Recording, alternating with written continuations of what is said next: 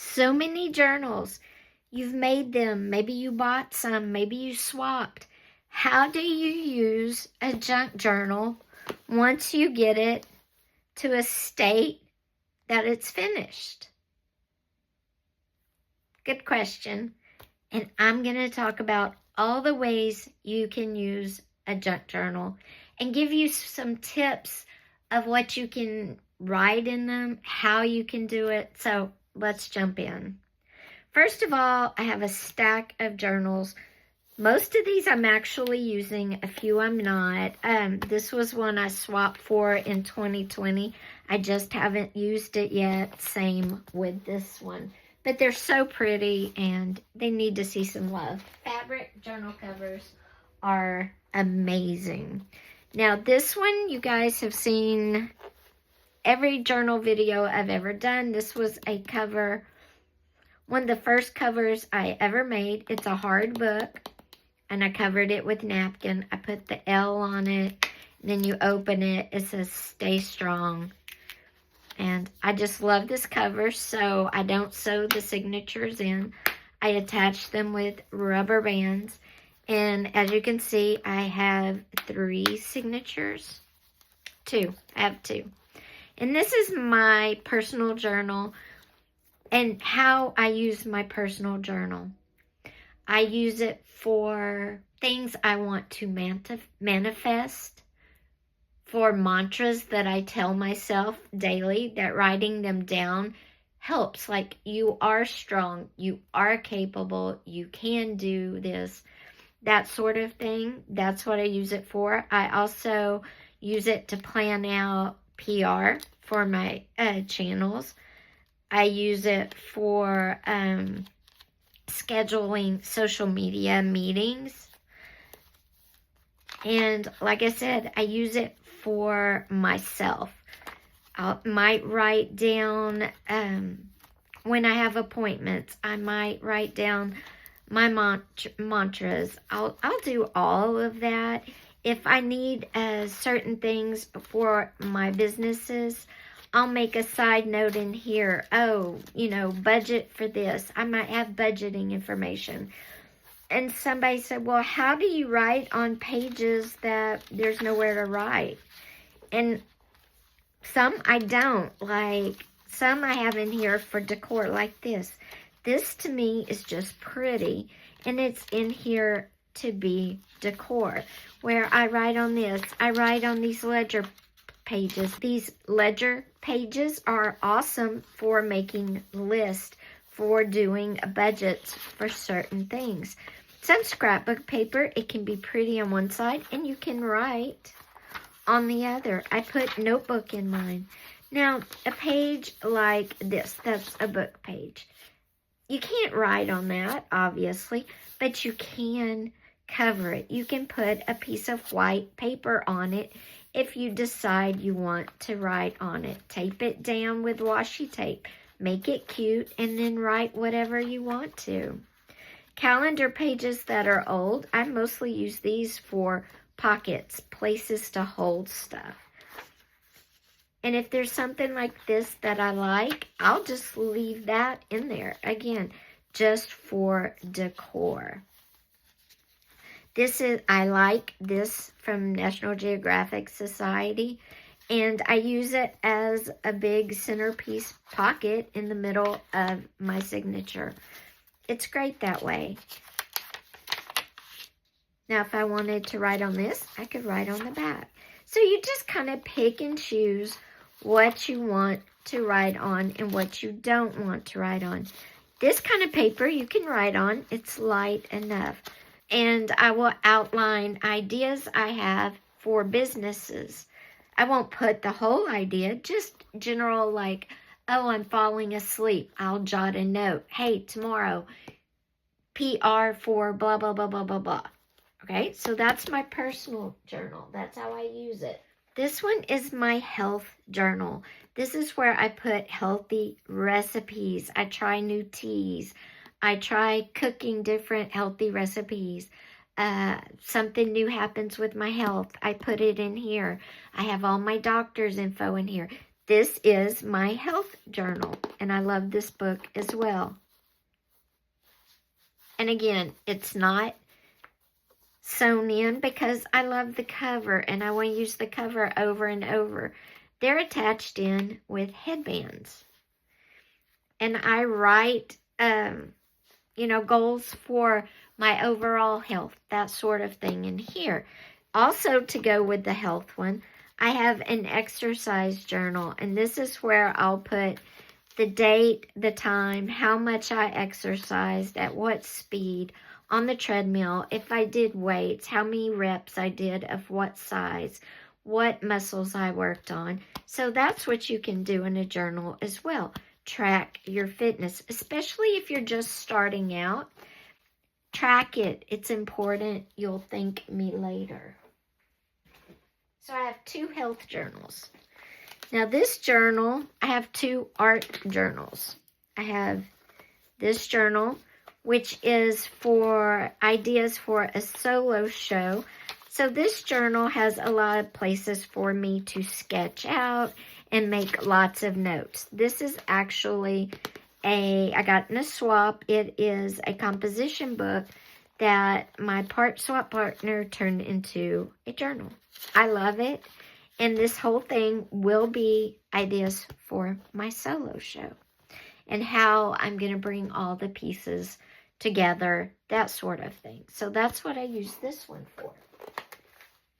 This is also an art journal, but this is random ideas I have that I'll jot down and I may go back to later. I may not. Just weird ideas, things I want to play with, things I want to start. And I love it because it's so textural. I put puzzle pieces as a border in this. Because it's a creative journal, I want it to be full of inspiration just in its pages without me adding anything. It has this great, velour flower on the cover. I just love this. This is my general ideas. Things I might want to start, where I want to take something, but it's not a solo show. This is just art. Now this one is my booth journal. And, okay, let's go back. These 2 are both for my vintage business. This one I got, and it's mostly just plain writing paper, and I filled it with research. You can fill your junk journal with research. Look at this. It does have some decorative pages in it. The bag I wrote on. Some of the decorative pages I wrote on. Some I skipped. The other part of this doily, where is it? But I did research. I wrote on the doily, front and back, but I didn't write on the paper. Oh, I wrote on one side, not the side with the music, but on the blank side. I wrote on the bag. You can write on whatever you want to. And if you want to write on this page, just put some white paper over it. But I filled this journal with vintage research. So you could definitely fill a journal with research. Now this one is divided into 2. This is my booth where I'm going to keep inventory of what I have in my booth and what sells. So it will be all listed in this part. And this one is research for my vintage videos that I put up on my channel here on YouTube. And this will be ideas, places I'm going to recommend. We're going to get out more in 2026. We are about to do some reclaimed architectural salvage. And this is where the notes, the locations, business info, all that will go. So this one is related to my vintage business, as is this one. This one holds the research. This one actually holds working ideas and working inventories and that sort of thing.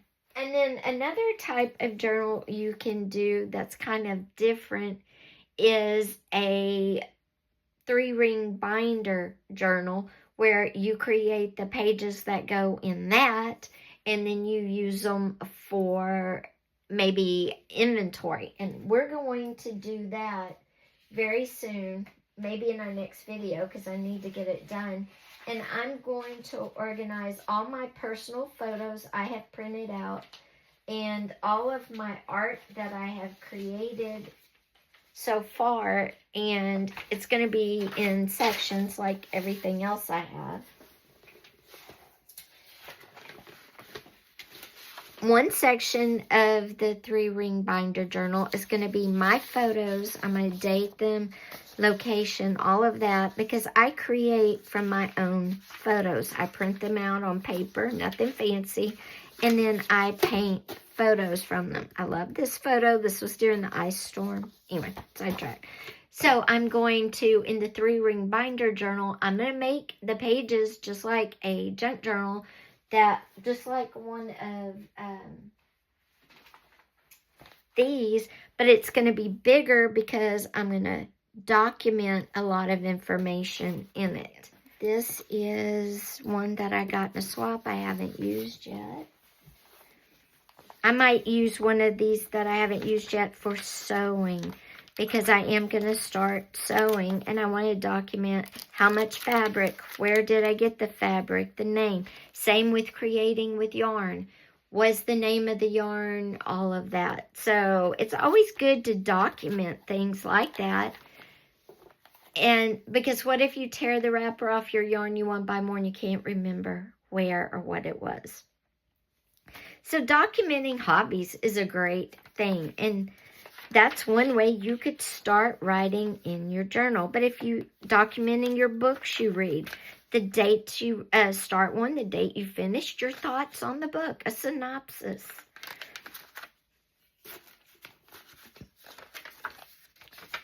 You might want to just start making lists. If you like to travel, you might start making your travel list.